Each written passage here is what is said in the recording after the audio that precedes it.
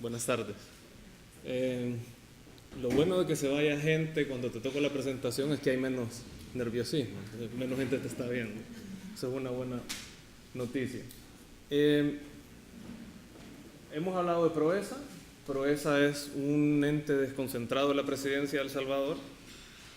Está formado por un consejo directivo donde sesionan los ministros encargados de infraestructura, encargados del presupuesto, de la conducción estratégica del Estado, y nuestros proyectos son aprobados con ese filtro. Cada vez que sesionamos en el consejo directivo vamos llevando cuáles son los avances y ellos nos van diciendo cuáles son los hitos que tenemos que ir cumpliendo subsecuentemente. APP se crea en PROESA como una suerte de nido, ¿no? Pero estamos seguros o que PROESA crece más o evolucionamos y nos vamos a otro lugar, a otra instancia con una ley ya un poco más robusta y no inserta dentro de un organismo que ve exportaciones, atracción de inversión y APPs, no que sacar APPs de ahí. Eso es para que tenga más o menos un contexto. Mi presentación es bastante simple. Vengo a hacerme preguntas que me hice en el pasado, para que me imagino que son las mismas que se están haciendo ustedes en este momento. Y de alguna u otra forma busco explicarles con mi experiencia cuáles son los ítems que debemos cautelar para poder llegar a un buen puerto. ¿Por qué APP? Bueno, miren, la línea más oscura es el endeudamiento de nosotros con respecto al PIB.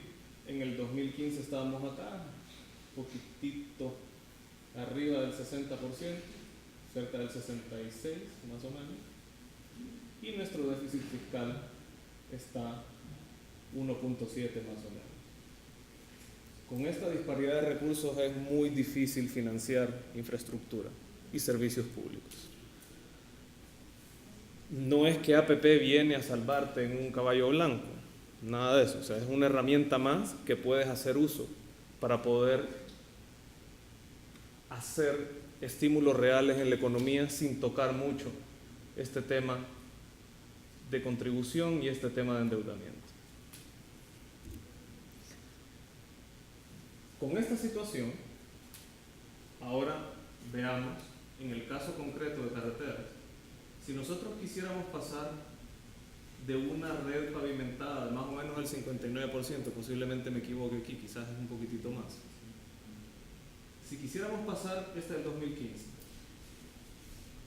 de un 59% de todas nuestras redes viales pavimentadas a un 85% en 10 años, tendríamos que invertir 5.896 millones de dólares, que para nuestro caso es el 23% del PIB del año 2015.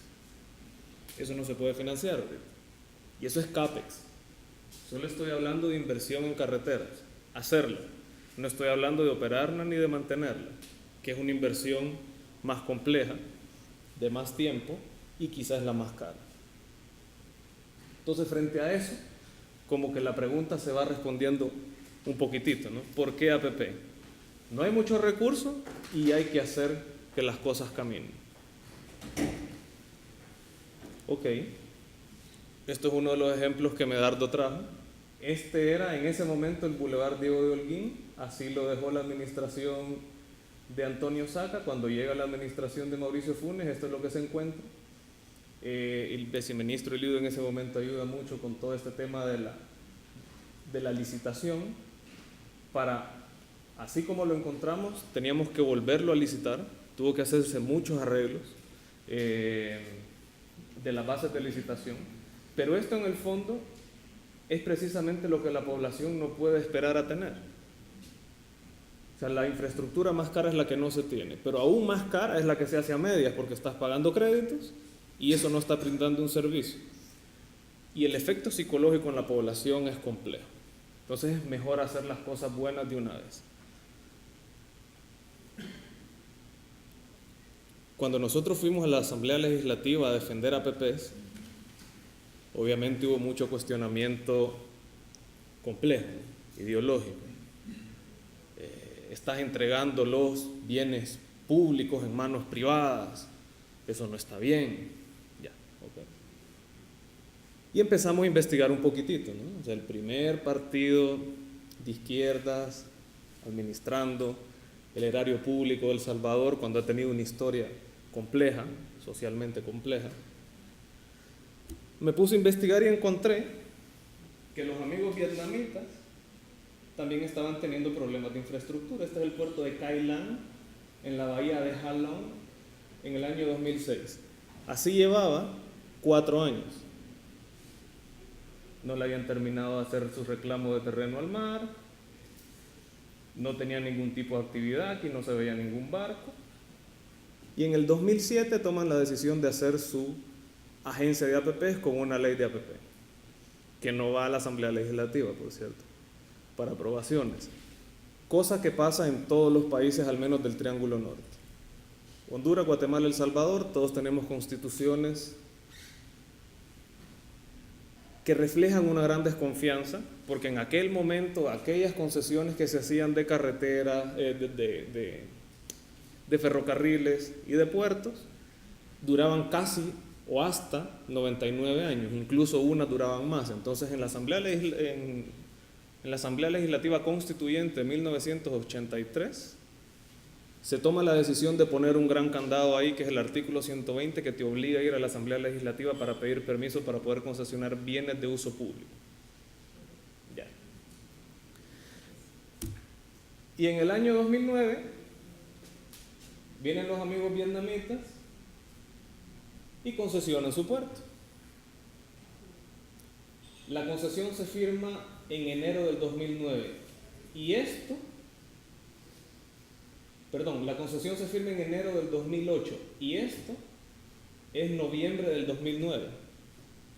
Ya hay, no sé si ustedes lo notan, pero ya hay 3 grúas gantry, hay 3 buques cargando y desembarcando mercadería. Esa es la escuela de Ho Chi Minh, es el mismo Vietnam, pero un Vietnam que hoy tiene Nestlé, es un Vietnam que hoy tiene concesiones, es un Vietnam que ahora ya se está basando en el modelo de Hong Kong. No los estoy alabando a los de Hong Kong, pero hay un tema que responde más a los tiempos que se viven, en el momento que se viven, y hay que tomar decisiones. Para hacer huevo frito hay que romper huevo, entonces es necesario. Otro tema, ¿por qué APPs?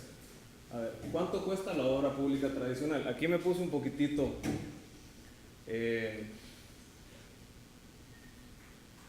cariñoso con los costos de operación y mantenimiento. Esto es mucho más, ¿no? Pero era solo para un ejercicio académico. ¿Cuánto cuesta la obra pública tradicional? Lo que cuesta la inversión, que es CAPEX, ¿no? Hacer las vías, los carriles, y después operación y mantenimiento, que es el OPEX. Y lo que te cuesta es el valor presente de la suma del valor presente del CAPEX más la suma del valor presente del OPEX, ¿no? Eso es lo que te cuesta la infraestructura pública. ¿Qué pasa si haces APP? Entonces el CAPEX ya no necesariamente es inversión pública. El OPEX tampoco necesariamente puede ser inversión pública. Y vean la constancia del OPEX versus este. Nuevamente, esto es un ejemplo eminentemente académico, pero no está lejano de la realidad. Y hay ingresos por cobro de peajes, ya voy a detenerme un poquitito en el tema del cobro de peajes, y ingresos por pago firme. El pago firme aquí está en negativo, pero se ve como el flujo de caja del Estado, del proyecto en sí, ¿no? No es el flujo de caja del Estado. Entonces, si ustedes suman todas estas barritas azules, que son los desembolsos del Estado y lo traen a valor presente, que es la suma de todos los pagos firmes descontados por una tasa social de descuento, versus lo que te cuesta hacer esto, obviamente te sale más barato acá. En el fondo, APP y obra pública tradicional no son muy distantes. La gran diferencia aquí es management. Una administración de recursos a donde tienes el incentivo adecuado que persigue que el objetivo se cumpla. ¿Y cuál es el objetivo? Que la gente cuando prende el carro y salga para el trabajo llegue en menos tiempo, que transite con mayor seguridad, que tenga más iluminación para poder sortear obstáculos. Eso es lo que estás buscando. Y le pones el incentivo al privado que está dispuesto a hacer esta inversión porque él sabe que va a administrar un monopolio natural público, va a ser el único jugador, y ellos saben que durante un periodo específico de tiempo tienen una certidumbre de ingresos, así como el Estado también los tendrá, porque esta sociedad de propósito especial también va a pagar impuestos, también va a generar IVA. Y no se trata de solo fijarse porque entonces nos vamos a enfocar en que ahora vamos a pagar cuando antes no pagábamos.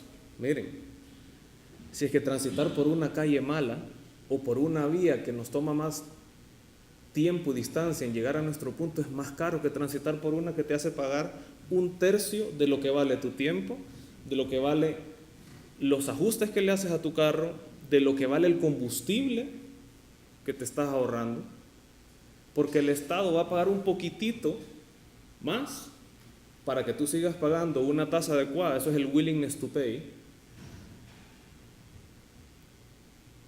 y siempre vas a percibir un beneficio. Ese es el punto que se busca acá. Claro, si haces una carretera a donde solo inviertes 3 pesos, pero estás cobrando 5 a cada persona que pasa, obviamente eso es un problema social. No se trata de hacer eso.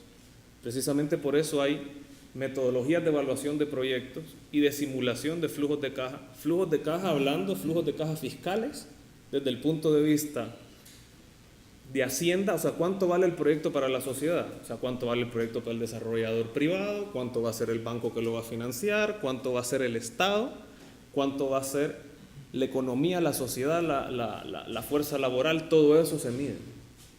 No es que estamos cobrando por cobrar. Entonces, en ese contexto, APP surge como una buena herramienta, que no es la panacea, pero la época de la humanidad que nos tocó vivir nos hace recurrir a este tipo de herramientas.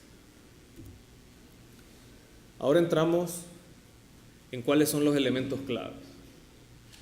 A ver,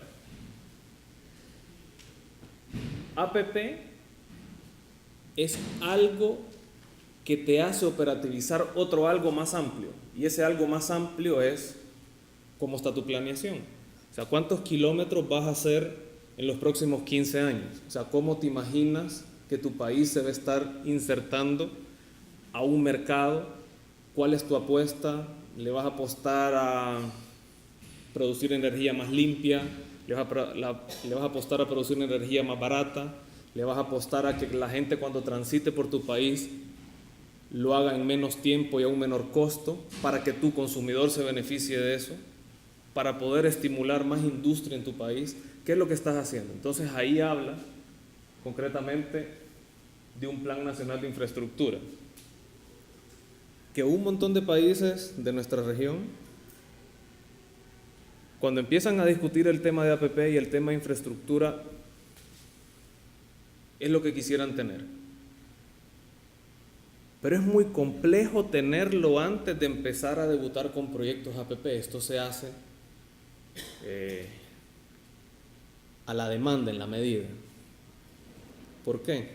Porque si te pones a pensar que primero necesitas un tema complejo, que todos se pongan de acuerdo para después empezar a hacer APPs, entonces nunca vas a hacer APPs y vas a seguir postergando muchos temas importantes.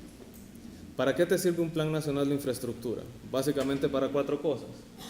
Para darte certidumbre, para poder priorizar claramente cuáles son tus proyectos y para poder estimular una coordinación estatal y tener soluciones adecuadas al problema. O sea, un tema de nuestros países es que debutamos con soluciones,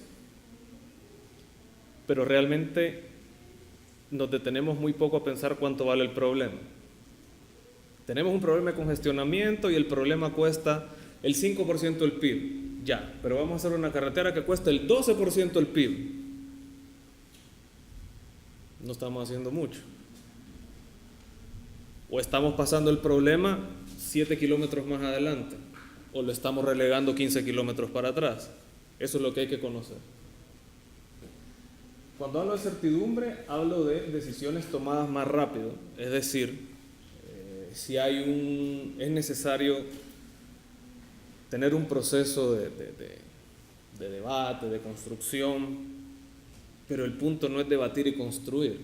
El punto no es salir en una foto y que estamos dialogando. El punto es que estamos tomando decisiones y para eso sirve eso. Nos sirve para programar aprobaciones, nos sirve para reducir el espacio para cambios drásticos de los proyectos. El proyecto que necesitamos es una carretera con doble calzada con un estándar tal, pero lo que pasa es que empezamos a considerar una discusión política y ya no es de doble calzada, sino que es de una y con un estándar más o menos y los materiales no van a ser los mejores, pero como lo necesitamos para allá porque vienen elecciones, entonces hay que hacerlo. Pésimo. Eso cuesta 3 veces más en 5 años después de que hacen la carretera. Cuando hablo de priorizar proyectos, hablo de aplicar las metodologías adecuadas y uniformes a donde se prioricen los proyectos que estimulen el desarrollo y el crecimiento económico. ¿Por qué? En definitiva, ¿por qué estamos en la carrera de estar haciendo infraestructura y la mejor infraestructura y competir con los mejores costos? ¿Por qué? O sea, queremos ser más ricos socialmente hablando. Queremos ser más ricos económicamente hablando, queremos que nos abunde el tiempo, queremos que nuestros hijos salgan a jugar a la calle y que no haya ningún problema porque sabemos que no hay ningún envidioso que está queriendo la bicicleta que tiene el niño y entonces le pueda meter un golpe porque esa bicicleta va a ir a las manos del niño cuyo padre no pudo pagarla. ¿Pero por qué? Y todo esto es un boomerang, o sea, no hacer la carretera no es solo no hacer la carretera, es estar expuesto a que el día de mañana venga un problema más grande. Coordinación estatal, identificar proyectos realizables en un mediano plazo y con impactos adecuados a la economía. No se trata de hacer proyectos por hacerlo, no se trata de pagar facturas por pagarlas, no se trata de obtener deuda por obtenerla. Tenemos que ser eficientes con el presupuesto. Y reducir el retraso de aprobaciones interinstitucionales, ¿no? En el Estado el papelito que pasa de un sellito, de la mano de este técnico, que va para el escritorio del ministro, que después va para el ministro de Hacienda. Entonces, al final del día, si ya sabes qué es lo que tienes que hacer, con cuánto tiempo dispones, todo fluye más naturalmente. Cuando hablo de soluciones adecuadas a problemas, estoy hablando de que se alineen las instituciones para que permitan una agilidad para transitar en ese proceso, que es toma de decisiones. Y todo esto que se ve más o menos etéreo, el objetivo principal es concretar los proyectos. ¿Pero para qué? Para lo que le decía antes. Porque hay un propósito y es aumentar la riqueza de la población. O sea, estamos en este negocio porque queremos ser más ricos, no financieramente hablando, que es precio por cantidad. Estoy hablando de económicamente más ricos. Otro punto importante son las metodologías de evaluación. Primero, en el caso salvadoreño, este es el caso eminentemente salvadoreño, nosotros vamos al mercado a conseguir inputs o información relevante. ¿Cuál es esa información relevante? Lo que les decía antes. O sea, primero mi problema a solventar o la potencialidad del proyecto, o sea, ¿cuánto vale mi problema? Y dependiendo de ahí me va a ir condicionando cuál va a ser la mejor solución. Y esa solución me va a llevar a la mejor solución técnica. No es casarse de entrada con una solución técnica. Eso pasa por dimensionar el problema y ver cuál es la zona de localización del problema, la zona de afectación del problema. Por ejemplo, la presa que se hace saliendo del aeropuerto, ¿realmente el problema está ahí, en esa primera intersección que te encuentras? ¿O el problema está en un semáforo o en un puente que se hace un embudo? Entonces eso hace que el tráfico se comporte de cierta forma que cuando llegas ahí y convergen todos, pasa un problema. Todo eso hay que preguntárselo. Segundo, ¿cuál es la mejor solución de ingeniería propuesta? O sea, ¿realmente se soluciona con un puente, se soluciona con un bypass, se soluciona con un semáforo? Eso es lo que hay que preguntarse. ¿Y cuánto cuesta eso? Después, ¿cuál es la demanda real del proyecto? Y en la demanda hay 3 puntos que en el caso nuestro le ponemos muchísima atención, y es la disposición de pago, el willingness to pay, del que pudiera ser el usuario del proyecto. Después su capacidad de pago y después la elasticidad de la demanda. Detengámonos un poquitito en disposición de pago. Y eso nos lleva directamente al valor económico del proyecto. Por ejemplo, si estamos en un desierto y vamos caminando 10 horas y hay un señor que nos está vendiendo una bolsa de agua, ¿cuánto estamos dispuestos a pagar? Lo que tengamos arriba, ¿no? ¿Qué pasa si después de tomar esa bolsa el tipo nos quiere vender otra bolsa? El costo va a ser menor porque ya sacié un poquitito mi primera necesidad. Y así sucesivamente hasta poder tener una hidratación al costo que estamos dispuestos a pagar. Pero realmente estamos dispuestos a pagar por una bolsa lo que tuviéramos encima. No estoy diciendo que la gente está dispuesta a pagar por un peaje lo que lleve encima. Nada que ver. Pero lo que les digo es que el mercado y el usuario siguen siendo personas que quieren una solución concreta a un problema concreto, y ellos están buscando cómo hacen más eficiente su tiempo. Hablando específicamente de carreteras, por ejemplo, la primera concesión que se hizo en Latinoamérica fue el Puente del Melón, Chile, Santiago de Chile, año 1993.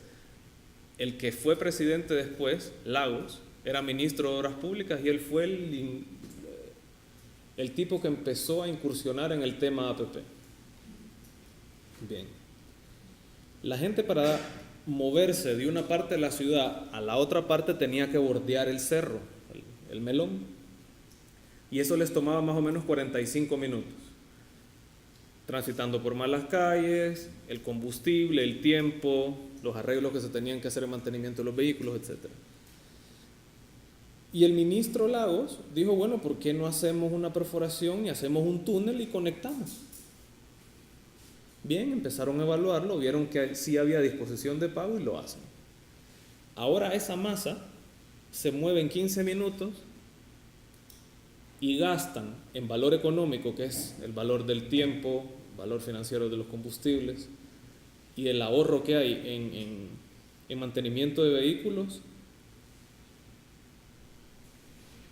4 veces lo que pagan por el peaje. Es decir, ellos pagan el 25% de lo que vale eso, y se ajusta año con año, ¿no? Ese es el willingness to pay, ese es el valor económico. Eso es cuánto está dispuesto a pagar el usuario de eso si ve un beneficio tangible. Pero si hacemos una concesión de una carretera, vamos con el pito y con el tambor por todos lados, que es el mejor APP del mundo, pero llegas a una presa que te demora 45 minutos más que te demoraba antes, vas a quemar las casetas de peaje. Y es un comportamiento natural del ser humano. La capacidad de pago. Obviamente todos quisiéramos tener el mejor carro que pudiéramos comprar, pero ¿realmente lo podemos pagar hoy? No. Eso es la capacidad de pago. Concretamente hablando, en el caso de carreteras, se hacen encuestas y se le pregunta a la gente, miren, si hoy usted para moverse del punto A al punto B se demora 1 hora, pero yo le digo que voy a hacer una carretera en la que usted va a dar en 20 minutos, pero le voy a cobrar 2 centavos de dólar por kilómetro recorrido, y son 20 kilómetros, es decir, le voy a cobrar 40 centavos, ¿usted los paga? Pues sí, bien. ¿Y los puede pagar? No, yo solo te pago 5. Y ahí empieza todo un tema, ¿no? Eso lo tienes que saber antes de hacer el proyecto. Elasticidad de la demanda. En horas pico, ¿qué tanto TPDA va a pasar? Porque es un error pensar que si la calle con el tramo A tiene un TPDA de 85.000, entonces los 85.000 van a pasar ahí con y sin peaje y se van a comportar dependiendo del incremento del parque vehicular naturalmente. Eso no es cierto. O sea, la gente cuando le cobran una porción dice, no, ¿sabes qué? No lo quiero pagar. Y no toma la carretera. Pero tú como dueño del proyecto, que sos la institución pública, tienes que poner en la mesa los datos que realmente son los correctos. Porque ese proyecto va a ir a un banco.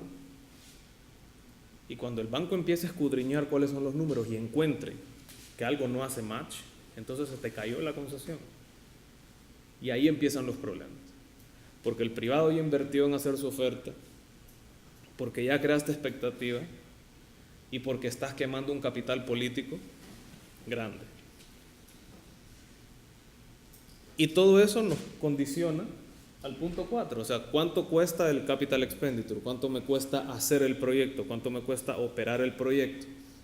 ¿Cuáles son los indicadores de gestión que tengo que mantener para que el proyecto brinde el servicio público que se tiene que brindar? Así como lo presentaba Medardo hace un rato. ¿Cuáles son los riesgos del proyecto durante el ciclo de vida del proyecto? ¿Y cuáles son los mejores proveedores, tanto de materiales como de management, para que este proyecto salga adelante?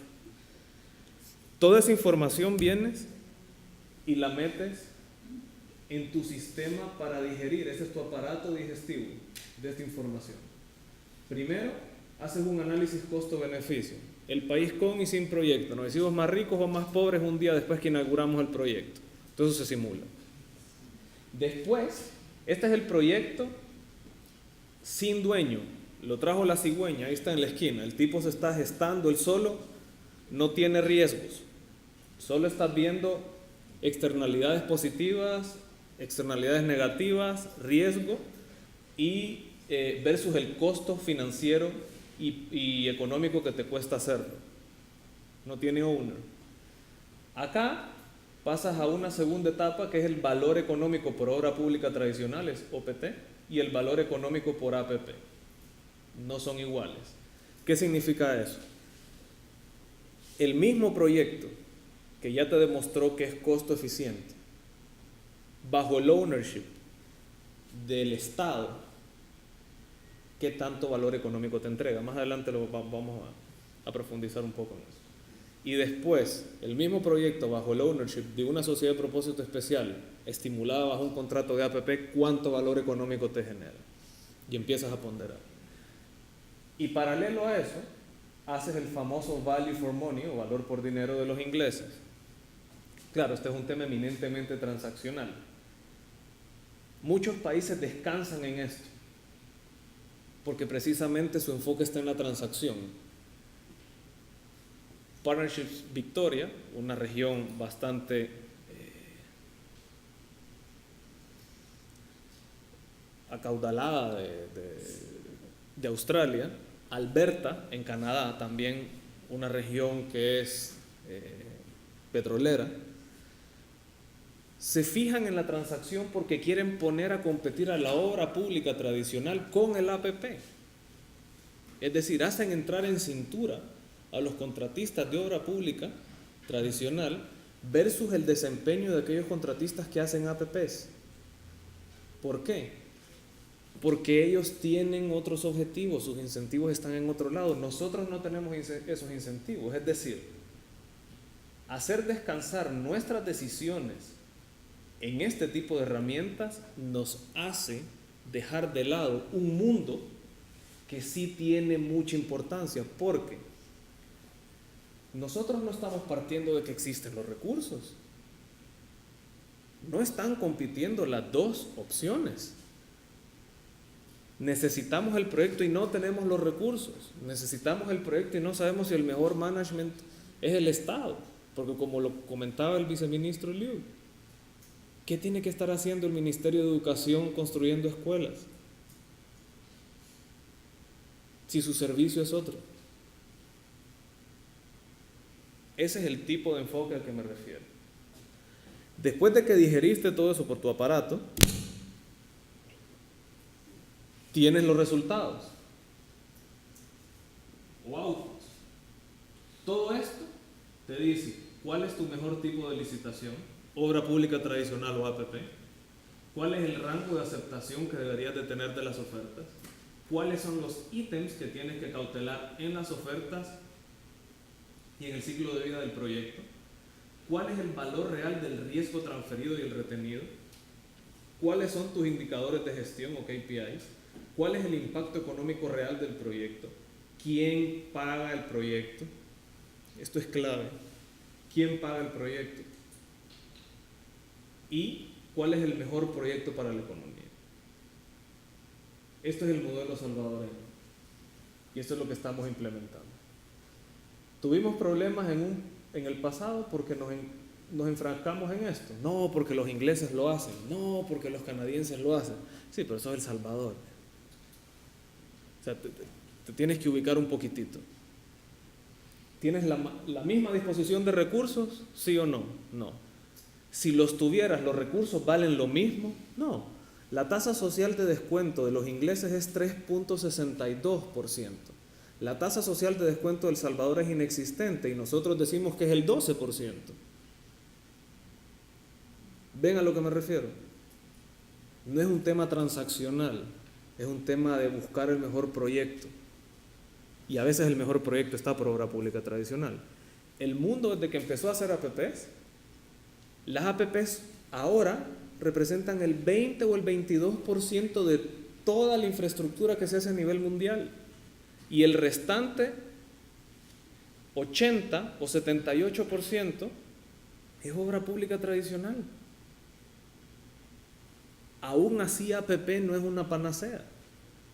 Así que, si se encuentran en el momento de hacer sus leyes de APPs y empiezan a haber gente que empieza a opinar de APPs y les dicen que esto es una panacea, como lo vinieron a decir a nosotros, ese es el primer mentiroso que hay en la habitación y hay que sacarlo, porque se va a traer problemas muy cerca y muy pronto.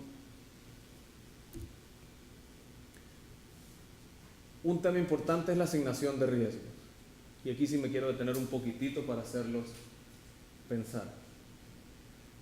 Cuando haces obra pública tradicional, es decir, el Estado se encarga de hacerle frente a todos estos riesgos de diseño, de construcción, de financiamiento, de demanda, de operación, de mantenimiento, derechos de vía, ambiental y fiscal. No, pero es que nosotros contratamos por precios unitarios y la polinómica. Sí, pero eso siempre te está relegando riesgo a ti. El contratista privado no va a renunciar a su margen porque el precio del petróleo subió, o porque el precio del acero subió, o porque tú te tardaste más tiempo en firmarle el papelito. Él no va a renunciar a eso. Entonces los sobrecostos y los sobreplazos son tuyos y te impactan. ¿Y quién paga el proyecto? ¿Al proyecto se lo vas a cobrar a los usuarios? No. A veces sí, pero imaginémonos que no. Entonces, ¿quién lo paga?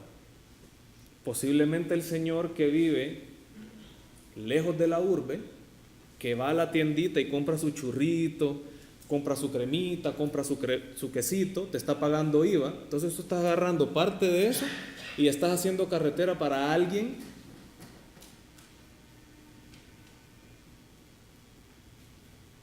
que posiblemente no esté subsidiando en la misma forma a este señor que tiene escasos recursos y está subsidiando al que sí tiene disposición de pago.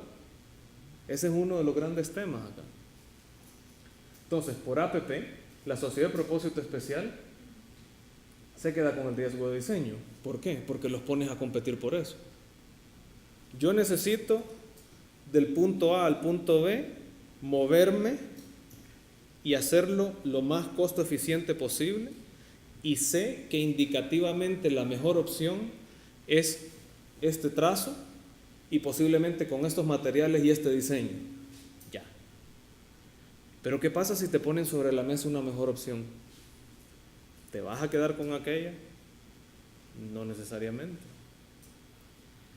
Si el privado es dueño de su diseño y enfrenta algún retraso o algún sobrecosto, eso es un tema de él, no es tema tuyo, Estado. ¿Ya? El problema es cuando yo te digo, yo quiero este diseño, házmelo así, así lo quiero. Entonces te lo hacen así, pero se dan cuenta de que no era la mejor forma, de que quizás los materiales no están respondiendo como tendrían que responder. Entonces eso incrementan los costos. ¿Y quién paga por el proyecto? Construcción. Hay un contrato que se firma que le dice a la sociedad de propósito especial, usted va a ser el concesionario por 30 años a partir de este día. Y estamos considerando 2 de construcción o 18 meses de construcción. Ok. En vez de tardarte 18 meses o 24 meses, te tardaste 19 o te tardaste 26 meses, es un mes menos o 2 meses menos que tienes para cobrar peajes. Eso es un problema tuyo con el banco, no es un problema del Estado y de los taxpayers. Es otra cosa. El financiamiento. Bueno, la gráfica que veíamos antes. Más del 60% del PIB en deuda. Y como Estado, por obra pública tradicional, tienes que financiar la obra pública. ¿A cuánto crees que te van a prestar? No te van a prestar a 6,75 como lo venían haciendo. Te van a prestar a 8, 9. Y con la misma garantía soberana detrás. Pero ¿y qué pasa si a la sociedad de propósito especial le pueden prestar más barato? Y ojo, esto no es corporate finance. Ya vamos a ver el otro esquema que es project finance. La demanda, el riesgo de demanda. Bueno, pasaron más carros, hay un deterioro más acelerado, pero entonces como estás brindando el mejor servicio, tienes que ir al mismo compás de la demanda. Entonces tienes que hacer las erogaciones que necesitas hacer para mantener los indicadores de gestión con lo que pactaste. Operación. Es tu proyecto, son tus usuarios, me interesa que prestes el servicio con este IRI, entonces te corresponde a ti hacer las inversiones necesarias para que esto funcione. Derecho de vía, bueno, ahí posiblemente al Estado le corresponda, específicamente si es una calle nueva, por ejemplo. El privado no se va a poner a, entre comillas, expropiarle. O sea, tienes que ir tú, Estado, a decir, mira, por aquí va a pasar una calle, necesitamos negociar. ¿A cuánto me vendes la parcela de tierra? O este es un interés público y necesitamos hacerle frente a esto. Ambiental, el Estado también, ahí entra un poco, y fiscal. ¿Por qué? Porque posiblemente cuando hay pagos firmes tienes que respaldarlos con algo, una garantía soberana, por ejemplo. Entonces, en la asignación de estas cheques azules más o menos se ve así. En el caso carreteras, cuando tienen un buen TPDA, cuando realmente se hace porque no hay otra forma de hacerlo ni de financiarlo, entonces posiblemente estos números cambien, ¿no? Bien. Eso es lo que les decía. ¿Cómo seleccionas el proyecto? Este es el análisis de stakeholders, lo que hacemos nosotros. Pones a competir las dos modalidades, obra pública tradicional y APP. ¿Cuánta plata hace el privado? Este es valor presente neto. El privado, por obra pública tradicional, hace 45. En APP hace 61, claro, porque estás haciendo un contrato de más tiempo. El banco, ¿cuánto hace? El banco le presta al Estado o le presta al privado para que construya, y aquí en este caso saca más rápido la plata y en vez de 18 hace 14, porque ya está negociando directamente con la sociedad de propósito especial, ya no está negociando directamente con el Estado. ¿El Estado cuánto hace? Por obra pública tradicional hace 10 y por asocio público privado hace 13. ¿Por qué? Imagínense que es una obra pública tradicional, entonces el IVA y todo lo que hace el desarrollador, que se le reintegra al Estado, mientras que en la vigencia del contrato, al valor presente neto, en IVA y impuestos a los dividendos, el tipo puede hacer 13. Otra vez, este es un ejemplo indicativo. La economía, ¿cuánto hace? Por obra pública tradicional 9 y aquí 11. Sumamos, por obra pública tradicional me da 82 y por APP 99. Surge de este análisis la posibilidad de que APP entregue un mayor valor a la economía. Y esto es lo que les decía. El análisis costo-beneficio inicial, el proyecto no tiene dueño. significa que si el costo-beneficio es mayor que la obra pública tradicional y mayor que el APP, entonces ahí hay que revisar la evaluación. Y esto solo se puede hacer cuando ya tienes las 3 simulaciones hechas por obra pública tradicional. Si esta modalidad es mayor que el costo-beneficio y mayor que APP, entonces no hay nada más que hablar. Hagamos obra pública tradicional. Vámonos por APP. Si el APP es mayor que el costo-beneficio y obra pública tradicional, entonces tampoco hay mucho que decir. Vámonos por APP. Y este es el tema transaccional. Esta es la escuela de Value for Money de los ingleses. Y lo que dice es transaccionalmente el costo de hacer el proyecto por APP es menor que el costo por hacerlo por obra pública tradicional, sí o no. Pero contemplan esto. Esto es lo que cuesta la inversión, esto es lo que cuesta operar y mantenerla, esto es lo que estás pagando por intereses de la deuda, y aquí están tus riesgos retenidos y tus riesgos transferibles. ¿Qué significa eso? Cuando yo he estado convoco a una licitación por $100 millones, ¿realmente el proyecto cuesta $100 millones? No, no cuesta $100 millones, cuesta más. Porque hay sobrecostos y hay sobreplazos implícitos ahí, hay riesgos inherentes a ese proyecto.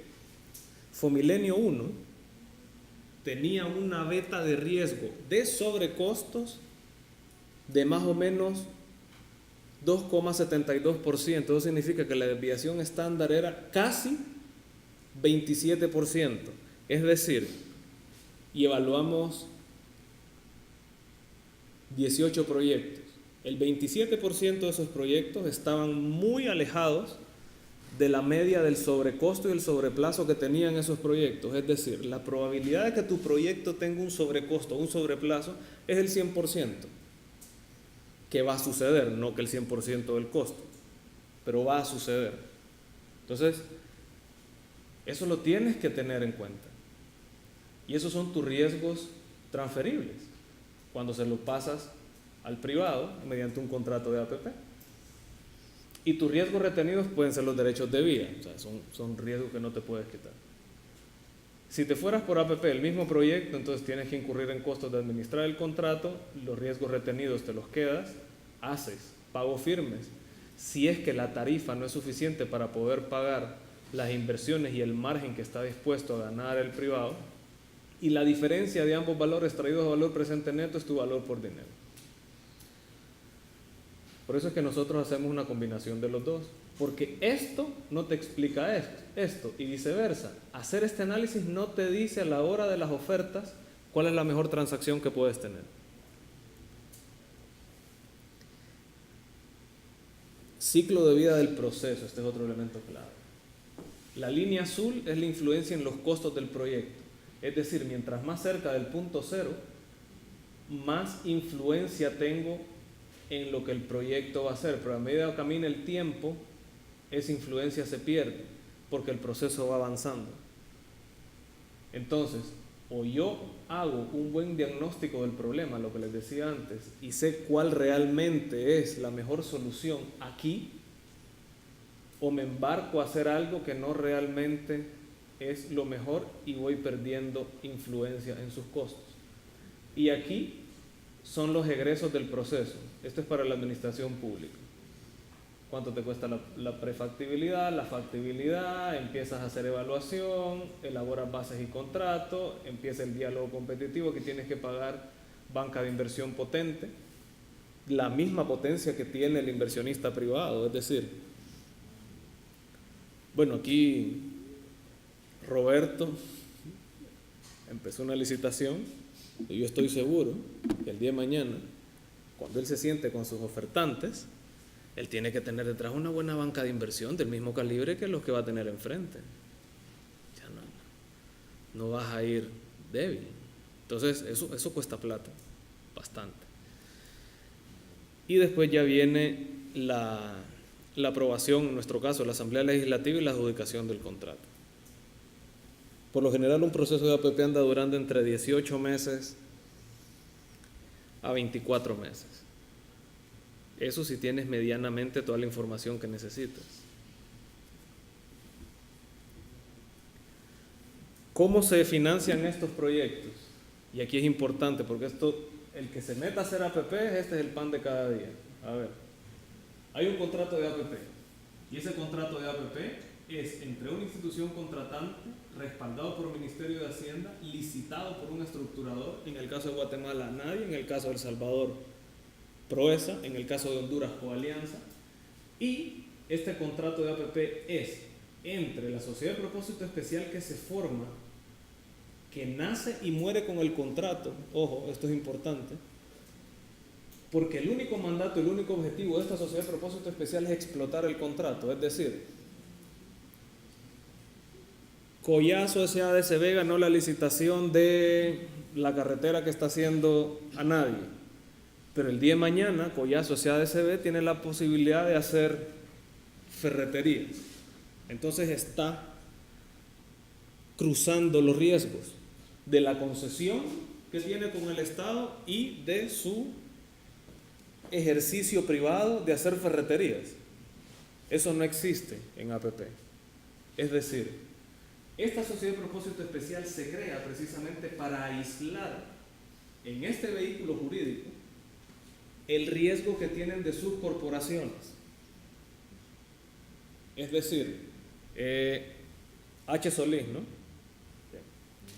Si entraran a una concesión vía APP, no es que H. Solís va a ir con todos sus activos y ponerlos en riesgo en función de ganar el contrato o de administrar el contrato.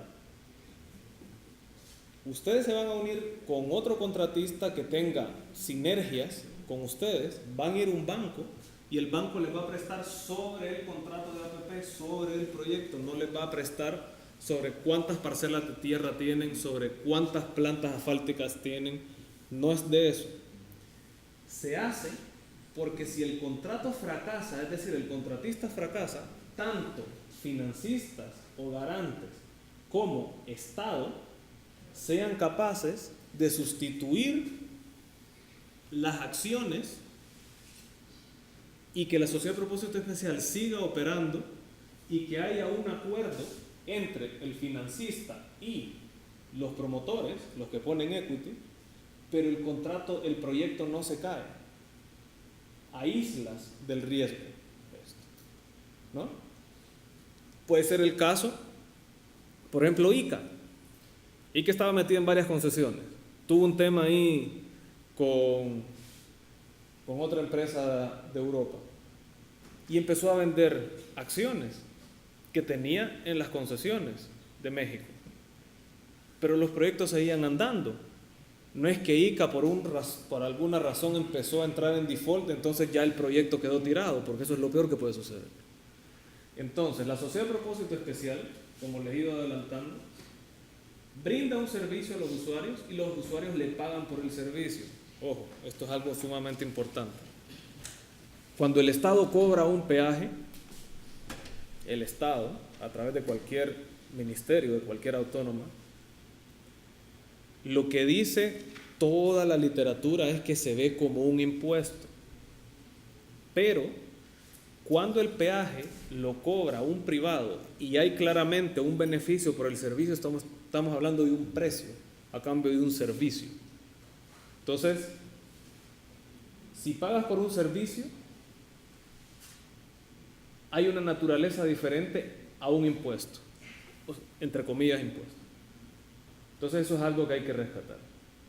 Y la sociedad de propósito especial comprende a un constructor, a alguien que se encarga de la infraestructura, un operador que es bueno en servicios, estos dos se denominan promotores o ponen equity acá, y por lo general este tipo de contratos financiados por Project Finance levantan hasta en un 90 o 95% deuda, a menos que el Estado te diga, mira, yo necesito que vos pongas el 20 o el 25 o el 30% de equity y quiero que me lo certifiques, porque no quiero que agarres este contrato, lo ganes, te des la vuelta y lo empeces a vender en el mercado de postulantes, porque yo te contraté a ti bajo estas condiciones.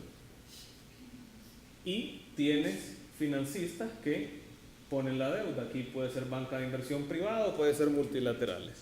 Ahí está CAF, el BID, el BESIE, Banco Mundial, que son bastante especiales, pero ahí están. Y al final del día, todos se reducen incentivos. ¿Cuáles son los incentivos del banco? El tipo quiere cobrar, quiere saber cuál es la cobertura del ratio de la deuda y quieres saber durante la vida del crédito cómo estás para pagarlo. El gobierno quiere saber cuáles son los indicadores de gestión porque necesita monitorear el servicio público que le está brindando al usuario.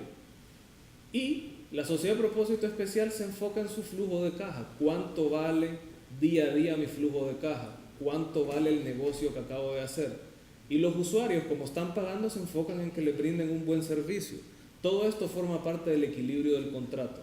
Y esto es inquebrantable en cualquier contrato de APP y eso es lo que hay que blindar. Los abogados eso es lo que hacen.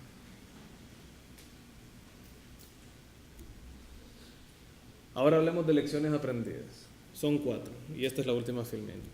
A ver, primero, los modelos importados al 100% no van a responder a las necesidades del país. Es decir, hay que desarrollar metodologías propias. La realidad inglesa no es la misma nuestra, la realidad chilena tampoco es la misma nuestra, la colombiana, la peruana nunca va a ser igual a la nuestra. Y se lo decimos con conocimiento de causa.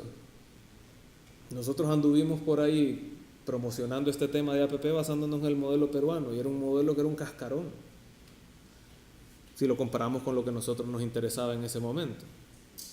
Después saltamos para el modelo chileno, no, porque es el mejor state of the art. Fuimos a UK con el viceministro aquí, yo venía que era la última maravilla UK, pero al final del día no es nuestra realidad. Como no lo va a ser la suya si ustedes eligen entrar en este tema. Segundo, cada proyecto tiene un ADN específico y no todos los proyectos necesitan el mismo tratamiento. Diseñé una metodología para hacer carreteras, entonces todas las carreteras van a ser tratadas igual. No, error, no puede ser. No puede ser. Primero porque van a tener diferentes tipos de usuarios. Segundo porque van a pasar por diferentes zonas geográficas. Tercero, porque la banca de inversión que entró en la primera a lo mejor no entra en la segunda, porque no voy a tener los mismos contratistas, porque a lo mejor los KPIs son diferentes. Tercero, y esto es lo más importante aquí, cada proyecto necesita un champion que esté dispuesto a empujarlo con capital político. O sea, aquí no hay un champion detrás, hay problemas graves, porque entonces tienes al promotor, a Nadie, Proesa, Coalianza, negociando en el mercado, haciendo los análisis, mostrando resultados, pero a lo mejor al dueño del proyecto no le interesa hacer APPs, o porque ideológicamente no va con él, o porque él no se ve en esa estrategia de APPs, o porque tiene la certeza que el Estado es mejor haciéndolo propiamente, o porque él tiene una mejor forma de fondearlo. Tiene que haber alguien que ordene y que te diga, por aquí es, y tienes mi bendición.